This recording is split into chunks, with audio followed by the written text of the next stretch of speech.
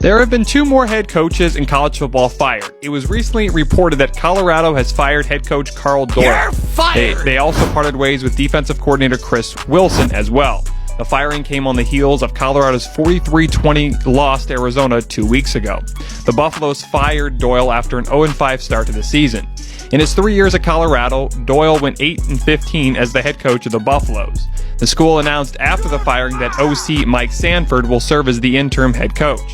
D-line coach Gerald Chapman was named as the interim DC.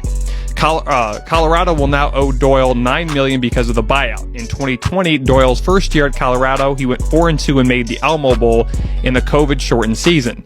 However, last year, the Buffaloes struggled and went 4-8. In other college football news, Georgia Tech fired head coach Jeff Collins after a 1-3 start to the season. Georgia Tech lost to UCF 2 weeks ago, 27-10. In his tenure at Georgia Tech, Collins went 10-28 and 7-19 in the ACC. The Yellow Jackets will now owe Collins $11.3 million because of the buyout.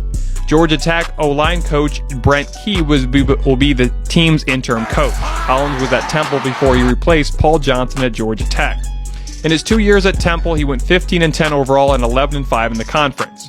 Georgia Tech also decided to fire athletic director Todd Stansberry. Stansberry was the one who hired Collins and decided not to fire him after the Yellow Jackets went 3-9 in 2021.